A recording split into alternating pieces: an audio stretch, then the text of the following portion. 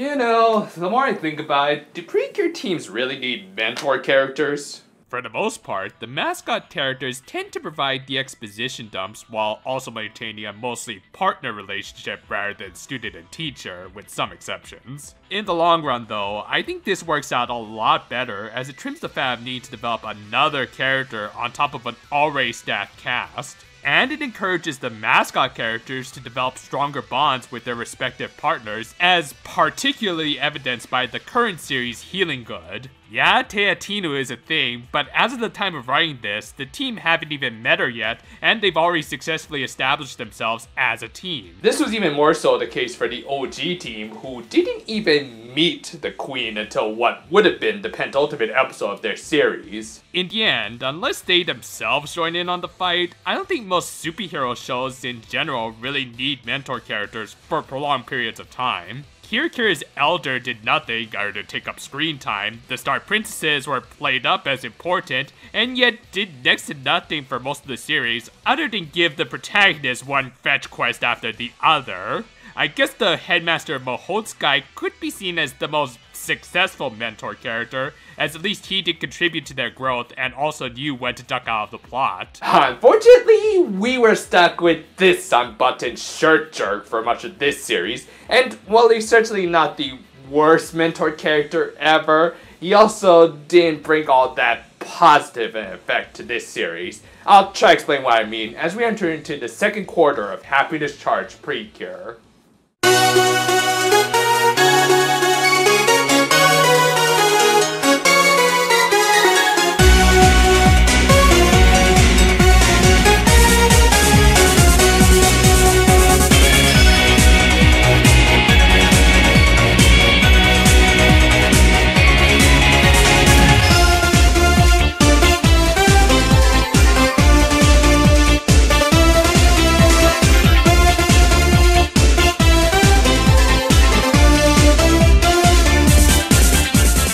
We opened episode 13 with ethical stereotype, I mean Kira Nile, as she was fighting some pretty boy who made quick work of her. Dang, Ozzy really does trump all of the other Egyptian servants. Actually, this guy was the Precure hunter of the Phantom Empire. Phantom, real creative name there, guys. And yes, he has the same VA as Cobra Jaw from Heartcatch, which I'm sure was just a coincidence. No, really, it probably was just a coincidence in this case at least. Anyway, his master was having a dream of her past. Just a little more, man. Just a little more until you can rant.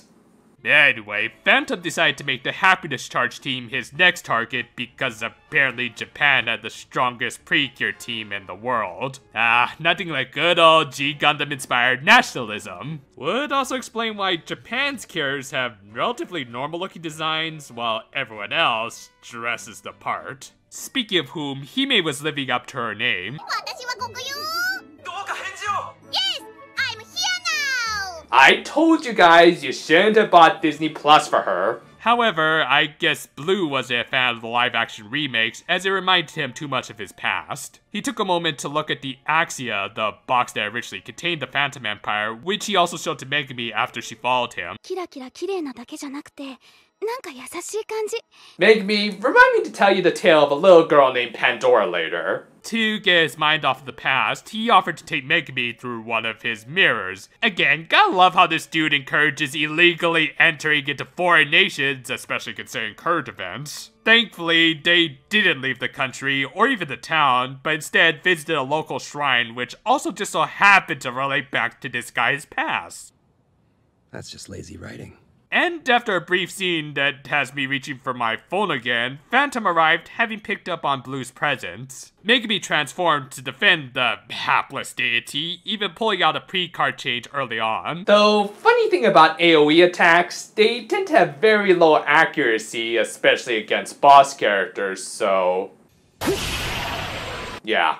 Phantom ensnared her and horrifically stretched out her limbs, so no wait, that's just another one of the show's poorly done perspective shots. Well, anyway, he was about to finish her off until soon-to-be meme lord joined in on the fight. Don't worry, I'll explain later. Fortune apparently had a personal vendetta with him, even though he didn't recognize her at all. She got so wrapped up in her vengeance that everyone else just disappeared from the shot. Seriously, where did the other three go? Man, this episode is really poorly storyboarded. Well, at least the Worf effect remained consistent, as Phantom managed to take out the Precure, who once simultaneously beat 2 Terrorbads. Luckily, Blue managed to weaken Phantom's binds enough that Megumi could free herself. The Cures went through the standard Tsunde 6 Ranger exchange. No, Megumi, you're supposed to be ripping off Heartcatch, not the OG. The two formed a temporary alliance and managed to fight the villain to a standstill, and Phantom retreated after Blue threatened to get involved. With that, Fortune also took her leave, but not before explaining where she got her powers from. This little revelation gave Godboy a much-needed epiphany. Not just me, dude! Yeah, I know I might be jumping the gun a little, but I gotta get this off my chest now. Blue is responsible for a lot of what goes wrong in the show. From this episode, it's easy to tell he was in a relationship with Queen Mirage, but he ends up breaking things off with her, and yeah. And yet, in spite of all of that, he clearly hasn't learned a thing. Sure, tell the Precure, the superheroines who are known for their compassion, to never fall in love. I mean, it worked out so great for the Jedi, didn't it? Oh, but here comes the best part.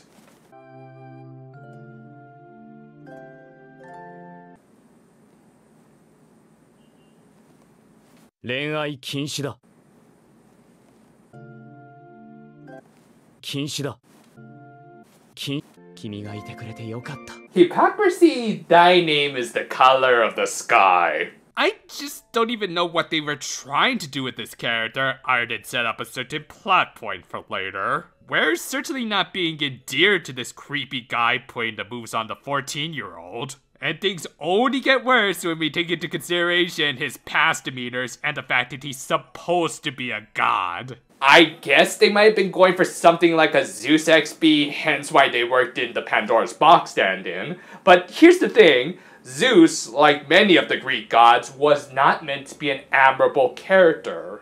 This relates a lot back to my problems regarding the Star Princesses, who, aside from the fact that they were just bland as all hell, the writers really tried to play them up as the big goods of the series. Even though, when you get right down to it, all of them were essentially gods who had forced mortals into the middle of their stupid squabbles. It actually would have been interesting if they had portrayed the princesses as being morally great characters, in some ways not being that much better than the actual villains of their show, but nope, they just remain bland mentor characters. Meanwhile, Blue acts even less like a deity and more like what his design would suggest.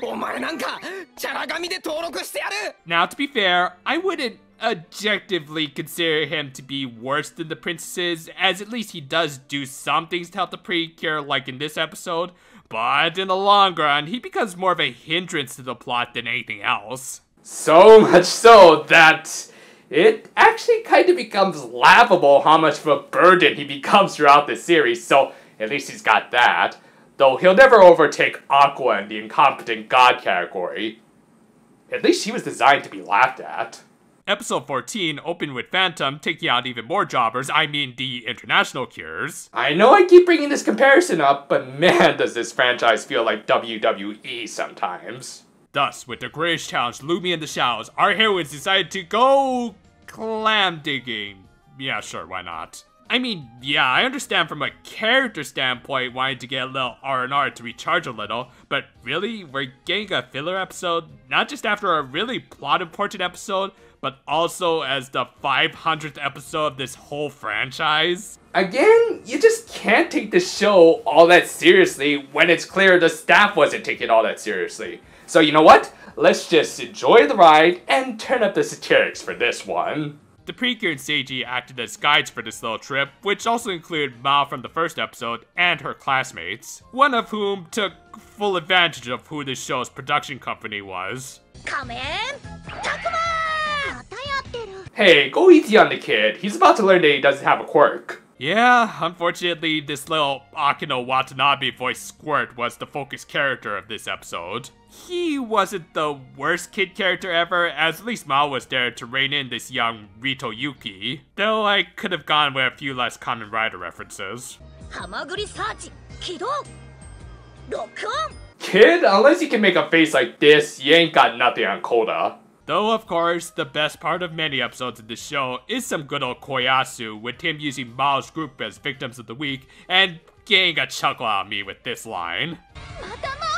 Thus, the Precure engaged him in a better than average fight, as Francis Kaneda animated this one, and even threw in some new animations for Megumi's Cure Flamenco form. Yeah, these form changes apparently could do more than just AoE attacks, just as long as they brought in good animators, so yeah, don't expect to see much more of this in future episodes. Still, good stuff, as well as some hilarious ad-libs from Koyasu. Episode 15 of this season just so happened to air on Mother's Day of that year, so everyone celebrated the day, well, almost everyone. Little scenes like this are exactly why I consider Hime to be one of the best examples of how to pull off an annoying idiot character right, giving them a constant sense that they're maturing. From the very first episode, we could see that Hime wants to become a better person, but really didn't know how. This was on top of being unable to shake some of the bad habits she had acquired as a literal spoiled princess. Still, at least it was clear that she was always putting in the effort regardless of her many setbacks. That sort of underdog nature really becomes pronounced in the next few episodes and really helps to make her stand out. It's actually a lot more effective than just suddenly giving deeper traits to characters who shall remain unnamed. Anyway, her friends were going to make sure that Hime celebrate the day properly, so they suggested taking her confections to her mother directly in the Blue Sky Kingdom, the current HQ of the bad guys. Yeah, maybe you should just mail them a card instead. And Ribbon agreed with me, pointing out the danger and the little detail that her parents were unconscious and trapped in mirrors. That said, Hime did give at least a slightly better reason to go. She just wanted to see them. I mean, after all, being a superheroine is stressful work, so getting at least this sort of emotional reprieve helps a lot more than at least clam digging, I think. So with that, Blue opened a portal for them, while also telling them that they wouldn't be able to use most of their Precure powers. Yeah, dude, maybe you should consider discouraging them from going a little more, or at least giving them a few cardboard boxes. Seriously, a better title for this episode probably would have been Metal Gear Precure, as our heroines were using everything in their arsenal to sneak into the castle. This included Naruto running, surprisingly not towards Area 51, and Looney Tunes logic. Oh, sorry. I got nothing. That was just delivered perfectly. Again, I think this show is at its best when it's just dumb fun like this, with some good characters like Hime and Yuko. Eventually, they managed to make their way into the castle via a secret passage in the walls, and Hime delivered her cupcakes in a really nice scene. However, I guess you can't play a Metal Gear game without at least some requisite fights, as it didn't take long before the Oritsky trio caught on to them. They engaged them and some Night Terror bats in a pretty good fight. I especially love this one rotating shot. However, even the might of Yuko's freaking meteor didn't even leave a dent in them due to their debuffs. They even tried spamming their AoE attacks, and while I'll usually decry spamming stock animations, there is at least plot reasoning behind this, as even while delivering their best shots, they couldn't even take down the grunts. And now this anime is doing my job for me. Eventually, they did manage to escape by the skin of their teeth thanks to one of Blue's mirrors. The episode ended with the team reflecting on the fact that they would eventually have to return to the kingdom to save it, and if they couldn't even defeat a single foot soldier, they would have to start doing some serious grinding. Putting aside some of the questionable reasons why they went to the kingdom in the first place, this is actually a really good episode. It gave some really good development to Hime and helped to establish the challenges the Precure would have to face on down the line, kind of like having an unwinnable battle in an RPG. It helps to build anticipation and makes us want to see our heroines get stronger. Though, whether or not they live up to those expectations is again a talk for later. For now though, we can definitely confirm one thing that did live up to expectations, the international cures, as 16 opened with Moscow reporting even more defeats. Yes, I know they're going to play more of a role later, but when they're defeated in such anticlimactic fashion and such quick succession, it kills much of the initial intrigue and momentum they had, and sadly would never be tapped into. There was just so much they could have done with these characters from foreign nations. I mean, bringing back G Gundam for a minute, as much as I make fun of it, it is legit one of my favorite Gundam series ever because of its insanity. And how effectively they used a bunch of characters from different nations and even made some of them the main characters. For this show though, they were clearly just being used as a means of propping up the monster heel of Phantom and his eventual defeat at the hands of the real heroines. In short, they basically turned them into 90% of the NXT call-ups to the main roster. Why do I have a network account?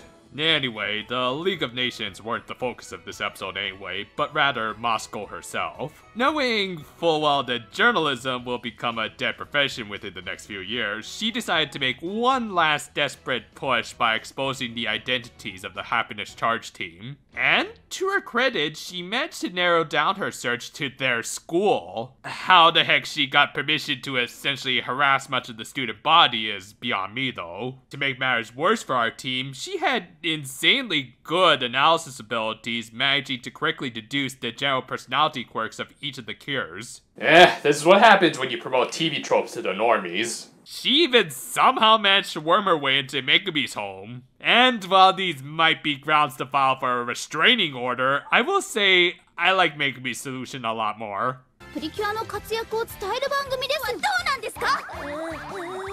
Admit it, we all wish we could do this to every journalist out there. Having been taken down a peg, Moscow was able to sit down with Megumi and explain why she was so obsessed with the Precure. As it turned out, she had been rescued by an older looking Cure who they conveniently black and white out in this flashback, but yeah, we could guess who this was. Regardless, that encounter inspired her to want to learn more about the heroines and... Miss Moscow, you do realize the term is magical girl, right? Just throwing that out there. And yet, this was enough to convince Megumi to transform right in front of the reporter. Yeah, Megumi, you do realize your friends spent all day trying to prevent their secret identities from being blown because they didn't want it to interfere with their private lives. How do you know that this paparazzi wasn't just making things up? Good gravy, unless they do something really insane, I don't see how they could save this episode. Excuse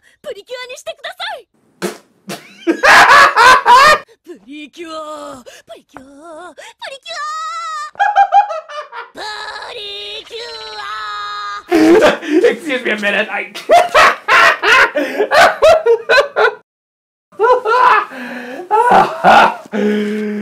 oh, my stomach. Okay. Continuing.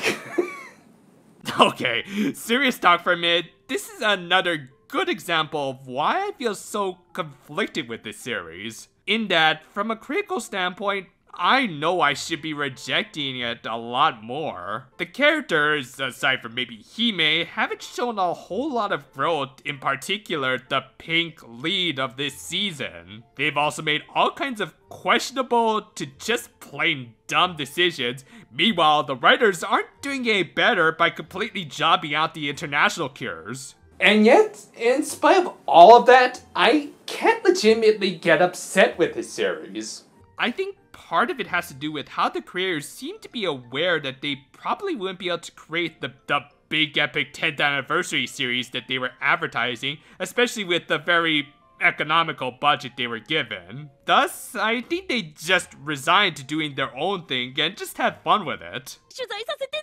お断りしますですわ。だが断る。 I remind you, the head writer of this series was Yoshimi Narita, who nowadays is more known for her comedy episodes, and this particular episode was written by, I think, the most cynical Precure writer, Jin Tanaka. This was more than likely them poking fun at the established tropes of the magical girl genre. It's that sort of earnestness that prevents me from completely coming down hard on this series. Again, I'll never consider this to be a great series, and certainly not within my top 5 or something.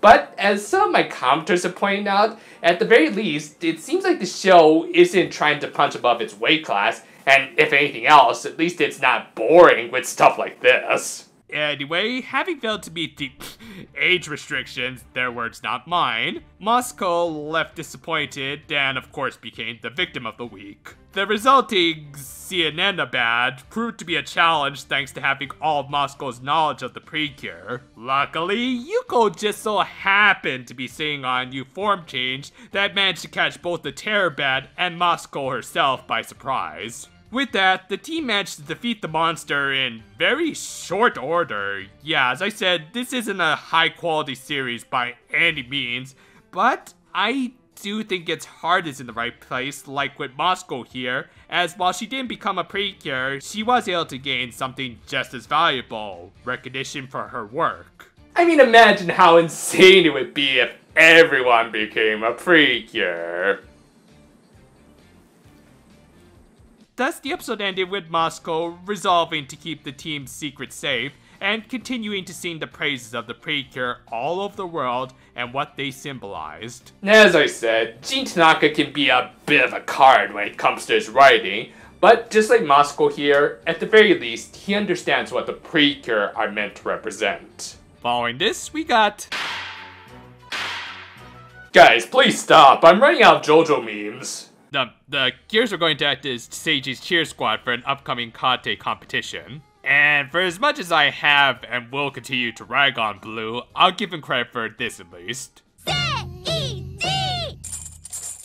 Anyway, an offhand comment by my spirit animal inspired the group to make a big bento lunch for Seiji, much to Hime's confused ambiguity. Though while the former shut-in was clearly hesitant at first, Seiji's own offhand comment motivated her to make the bento to prove that she could cook. Let me guess, the lesson of this episode is that sometimes we should all just shut up, because I can totally get behind a message like that. Later, the original duo had a talk about Seiji, and I will say right now, I like the platonic relationship between the childhood friends that they've had so far. That I'm sure won't become a divisive plot point later. Anyway, Megumi basically said that if Hime got to know him, she'd instinctively want to make a bento for the kid. That, however, would be easier said than done, as while her baking skills had improved, actual cooking was a very different beast for the princess. As a result, Hime ended up making a market dash, and along the way, she just so happened to pass by the man of the hour. Did Hime just turn into Kaname Chidori for a minute?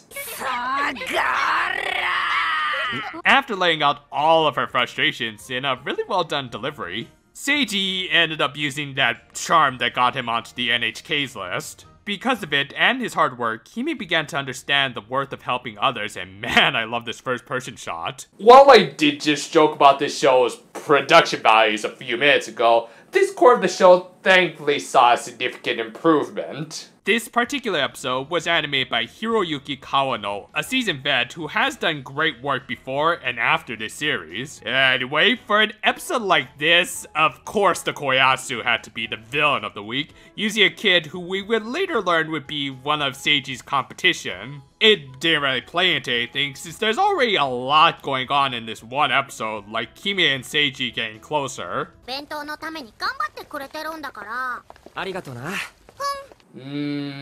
Yeah, I'll save talking about that for later. Though the highlight of this episode was definitely Hime putting up a really decent fight. A character who 16 episodes ago couldn't handle a single terror bad and was now holding out against that, plus a grunt mob. The numbers game did almost catch up with her, but the badass normal of the show managed to even things up. And had the terror bad not been a literal punching bag, Hime might have won, and quite frankly, I think she should have been allowed to be it on her own. But I guess they had to squeeze in a few leftover jokes from the last episode, and this little bit for Megumi. めぐみはみんなのためなら他人のことに一生懸命なんだ。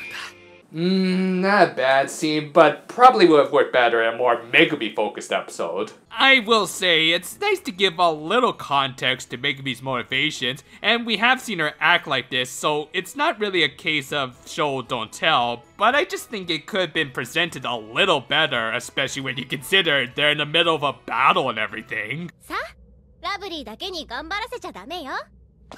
Thank you, Yuko. Anyway, they defeat the terror band in a good fight, leading into Seiji having a good fight, and winning the competition. All in all, one of the better episodes of this series, if a little cluttered. While eating some lunch at Yuko, she brought up the subject of marriage. 私じゃなくて、うちのお客さんだよね。びっくりした。 I think we'd all be in trouble if that were the case. Apparently, the happy couple wanted to get married at the Omori Diner. お客さんが思い出のお料理でみんなをおもてなししたいからって。 Yeah, Yuko, I'm pretty sure the real reason they're doing it at your place is for the same reasons we end up with episode 10's quality animation, as well as kind of this episode too. This is why you don't hire more than one animation director. Yeah, honestly, this is a pretty boring, ugly filler episode where, aside from the location, our characters just plan out a traditional wedding and everything. Not all that exciting, though I will admit it did help to build Hime's character as she took charge of the wedding planning, but the more I have to look at this animation, the more ill I feel. So, if it's all the same to you guys, I think we'll just skim through the important details. The bride-to-be was friends with Iona's sister, Maria, who had apparently gone missing while studying abroad. This, of course, proved to be a sore spot for Iona herself, who, for whatever reason, still had it out for Hime. Oh, and Fortune appeared in this episode, but I'm sure the two are totally unrelated events. Following this, the Precure reflected on their card collection and how they were close to filling it up and receiving their one wish. Which, for whatever reason, they interpreted as them each getting a wish, even though that clearly wouldn't be the case. Yeah, if you each wanted a wish, you'd have to go to different sources. That wasn't a direct reference, so it doesn't count. But yeah, this did leave our heroines with a little conundrum that I did hint at previously, and I'm sure will lead to a very engaging resolution. Speaking of which, another plotline was nearing its resolution as it was about time for Hime to reveal the truth about her and the Axia. めぐみと優子にそろそろちゃんと話しておいた方がいいと思う。 You're the last deity who has any right to say that. The next day, Seiji asked the Cures to fill in for some soccer players on his team who were hungover. Yeah, Japan has really different standards than us. You do like Hatsa. Here! Free sample! Worth mentioning that this episode aired just a few days before the 2014 FIFA World Cup. So the Precure did their part to celebrate football, even bringing in a famous player, Go Nakayama, as a guest star, who at the time of this episode's airing was retired, but would return to the sport the following year. To his credit, as a non-voice actor, he put on a passable performance, at least better than the comedians. And hey, at least they didn't have to make a whole movie out of it. One of the few low points of an otherwise great series. Anyway, since they needed 4 replacements, Iona was called in, and predictably, she didn't get along well with Hime. Another thing that was predictable, the guest star becoming the victim of the week. And unfortunately, I think they used some of the better animation on Nakayama's face and the soccer game, because we got a laughably bad fight for this episode. Anyway, Fortune joined in on the fight and kept up the Loner 6 Ranger act. Yeah, you know, after a little while, this sort of tsundere act gets a little tiresome. Thankfully, she dropped the act by the end of the episode as, surprise surprise, Iona was Fortune all along. Well, duh. Thus, we rolled into the next episode where we sloppily transitioned between animation directors. Like, seriously, at least don't recreate how the last episode ended to make it even more apparent that we're almost back to episode 10 standards. They certainly didn't benefit the dramatic scenes we were about to get, as while Yona wanted to team up with Megumi and Yuko, she refused to work with Hime because of her previous sins. Yep, again, unsurprisingly, Hime was the Pandora of this story, and Yona blamed her for her sister Maria, aka Cure Tender, being captured as a result. No, I'm pretty sure it's because they needed to add another body to the jobber pile. The guilty princess ran off crying, but was later found by Yuko thanks to a trail of candy wrappers. I mean, come on Hime, you guys spent a whole episode going over this stuff. Anyway, this did lead into a nice scene between the two, as Hime revealed all of her insecurities and fears that her friends that she worked so hard to make would abandon her, especially now that they know she hid the truth from them. However, Yuko knew exactly where she was coming from, as lest we forget, she also hid her secret identity from her friends. あの時姫ちゃんは私と絶交しようと思った。そんなの思うわけない。 Stuff like this that exhibits Hime's strong ties with her friends really goes to show why she is one of the better lead characters we've gotten in recent memory.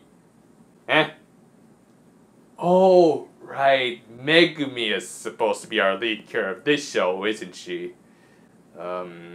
Quick, throw in an awkward line to tie this all back to Megumi. きっとめぐみちゃんも同じだよ。 Whew, totally seamless.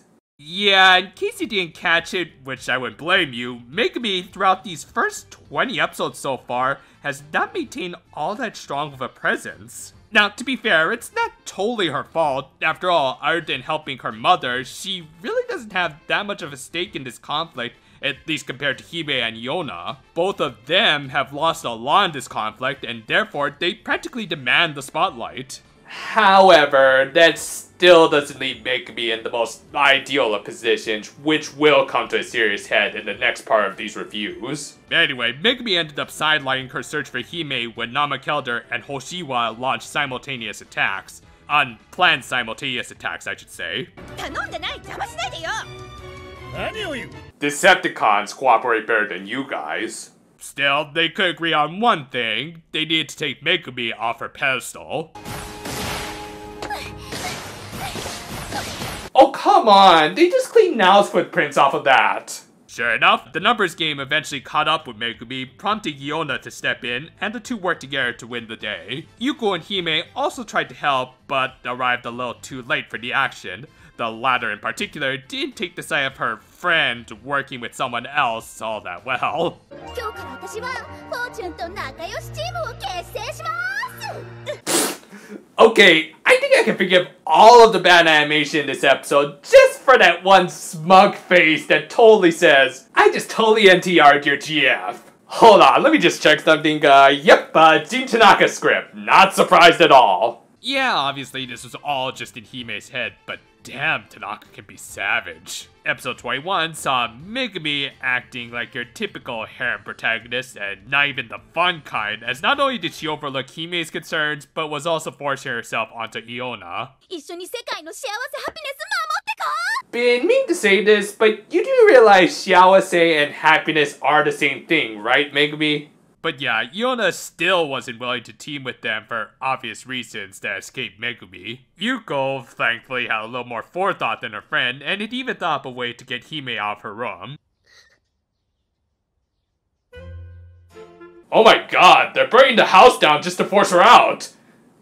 You know, in hindsight, we probably should have expected that from this sadist. No, of course, they just lured her out with the smell of food. Hime tried to make a run for it using the ninja pre-card, but Megumi gave chase using the doggy pre-card, and okay, I gotta bring this up now. This series really overplays their pre-card hands. Now, I'm not necessarily talking about the cards they use in battle, those are kind of a different subject, but they really use too many cards in their civilian forms, as even Yuko joined in on the nonsense. I get that they needed to sell them, but you know, the more you use them, the less special they feel, and thus your sales are gonna plummet. Moreover, it makes our superheroines look like they can't accomplish everyday life things without them. Though I will give them this much, it makes what's supposed to be an emotional reunion scene, I think, an unintentionally hilarious scene.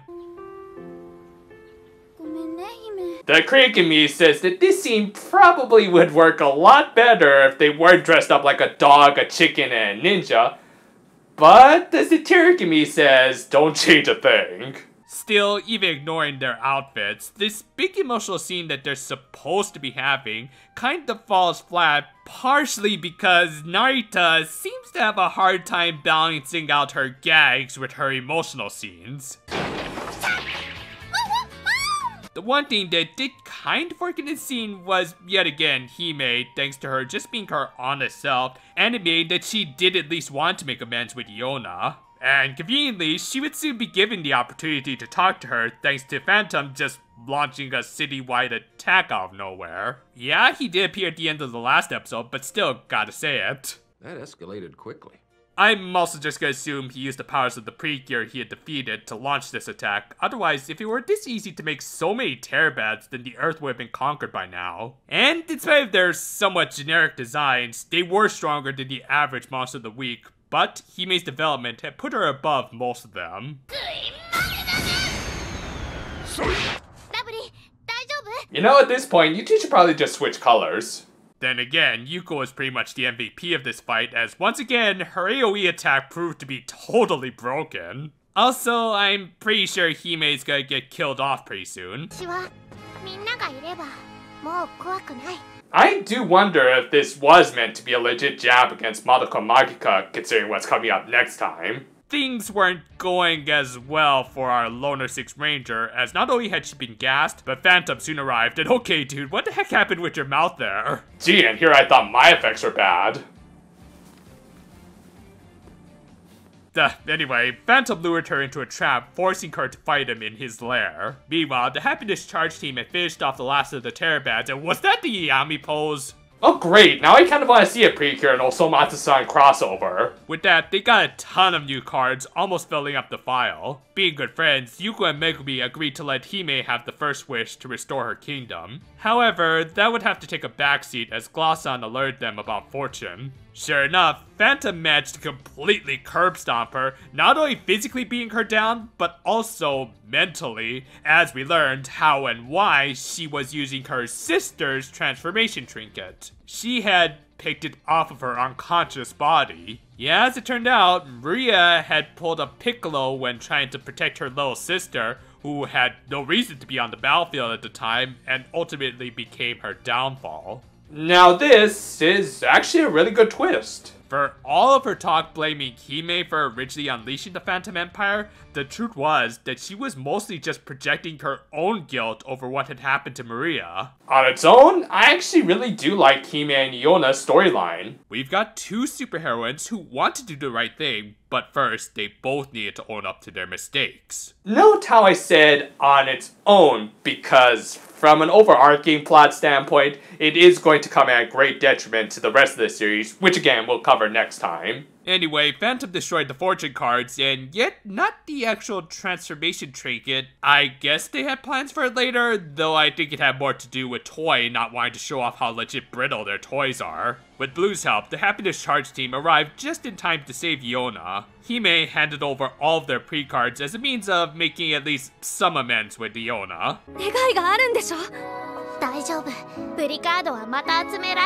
I know I keep asking this, but why wasn't Hime the pink lead of the show? Iona finally recognized that Hime had more than made up for her mistakes, and thus she had to follow suit. Pooling their cards together gave her enough to make a wish, which of course she could have used just to release her sister, but that wouldn't help the Happiness Charge team get out of their current situation. Okay, this fairy, who I've mostly ignored throughout these reviews, suddenly became a bit of a bloodthirsty monster. By any chance, do those sunglasses belong to this guy? But yeah, that wish might have prevented them from ever releasing all of the Empire's victims. No, Iona is going to make a wish to be able to rejoin the fight and, more importantly, promote a couple new toys. Thus was born Cure Fortune 2.0 that didn't look any different than a new accessory we'll see in just a minute. Jeez, was there any part of the series that wasn't given a low budget? Anyway, the Purple Six Ranger rejoined the fight after having lost her power and said that she was no longer going to fight with vengeance in her heart, but rather the love and friendship that she had received from her team and— Oh, sorry about that. I just kind of got my clips mixed up there for a minute. At least in that series, the Pink had some agency in that fight. Anyway, in accordance to Toy's golden rules, the new Toys accessory led to an automatic victory, and okay, did she just slap her own behind with her tambourine? And thus, we see the early signs of the Makoto virus. Enjoy your final days as a badass, Yona, because very soon, you shall become one of the biggest memes in this franchise. Phantom's defeat quickly caught the attention of Queen Mirage, who apparently wasn't all that happy he had done all of this behind her back. Regardless, this gave her an opportunity to exchange proper greetings with her enemies. Though before she could give them the most violent hello ever, Blue intervened. Maybe if you had just returned her calls, this wouldn't have happened, dude. Megumi tried to step in to support Blue's argument. Yeah, the young, cute girl stepped in to try and defend this lady's old flame.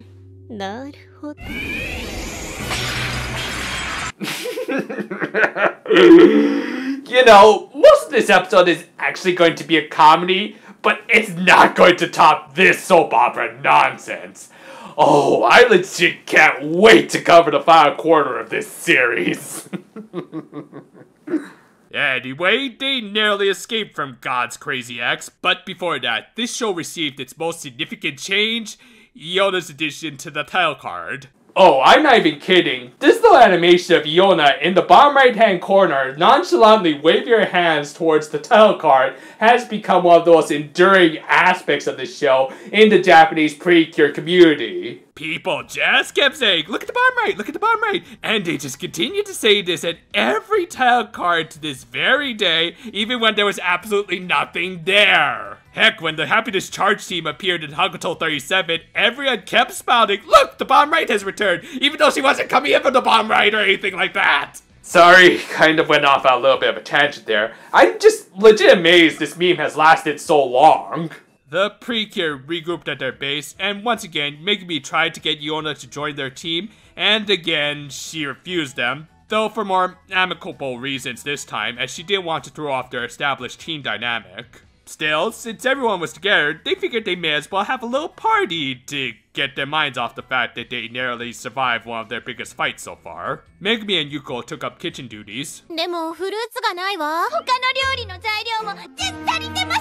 Welcome to 2020, girls! Thus, Iona volunteered to make a dash for toilet paper, I mean groceries, and took Hime with her. Needless to say, this was more than a little awkward, though they did kind of hit on something when talking about Maria up until...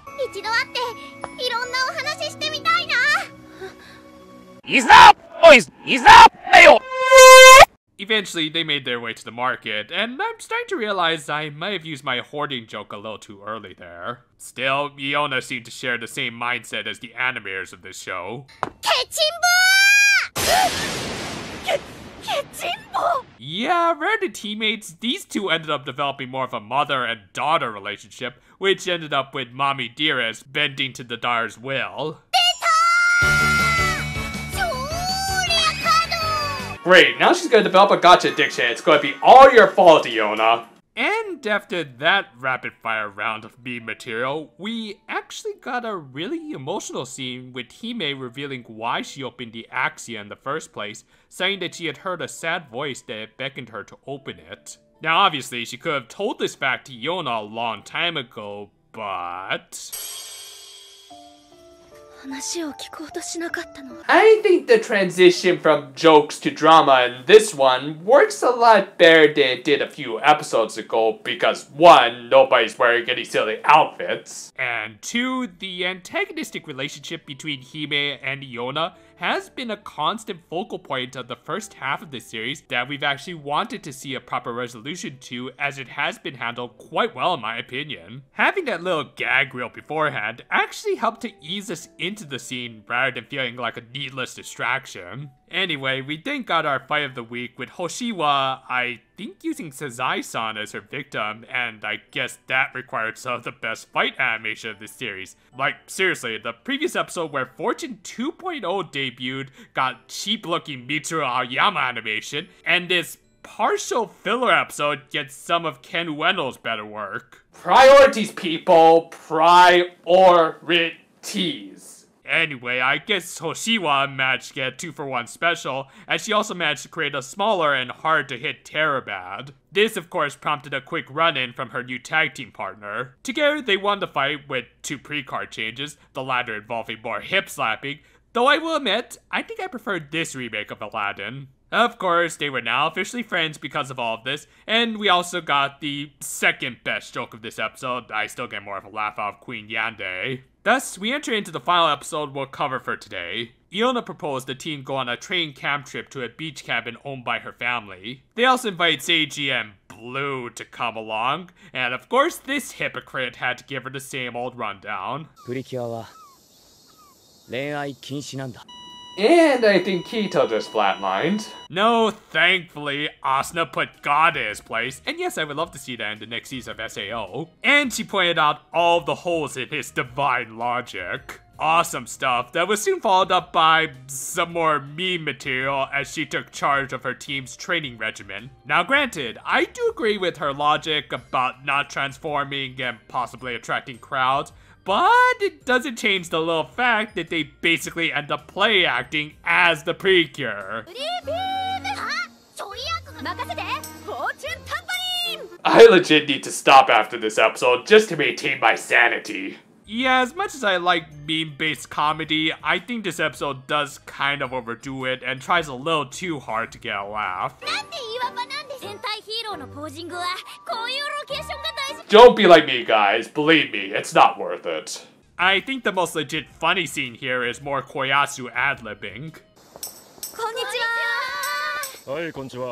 Speaking of whom, here's the villain of the week, and yet another really well-animated fight, and thankfully Aoyama is only going to get one more episode after this. Unfortunately, it's gonna be that episode, but again, more on that next time. Anyway, the episode ended with Megumi catching a minor cold and nothing else that might get this video demonetized, and because of it, she ended up fading while talking with Blue and...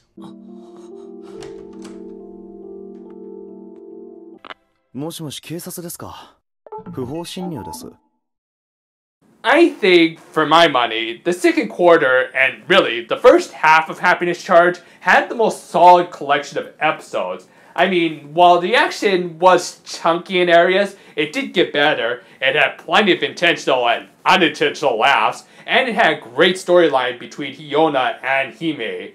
In some ways, it actually might have been too good, but let's just worry about the here and now, shall we? I'll admit, when I watched this series originally, I wasn't a huge fan of the Iona and Hime conflict, as I thought it just took up too much screen time and hampered many of the show's other subplots. Rewatching it now, I realized there was a good reason why it took up so much time. It was relatively one of the most engaging storylines this show had going. It was the tale of two characters with guilty consciences that were preventing them from properly communicating with each other. It's a good conflict that shows how people deal with loss in different ways that often aren't all that healthy to just try and tackle alone. No, sometimes people just have to suck it up and admit that they need to confide with others, which both Hime and Iona were able to slowly develop the ability to do so thanks to their new teammates. Now granted, this plotline does kind of drag in areas and some of its twists are painfully obvious,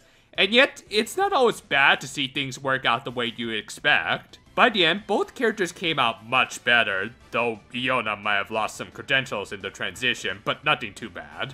And on top of that, the animation finally starting to stabilize after they probably spent too much on the veteran Cure cameos, and things were starting to look up for this series. Though at the same time, other cracks were starting to show. The international Cures were heavily misused and turned into jobbers for Phantom.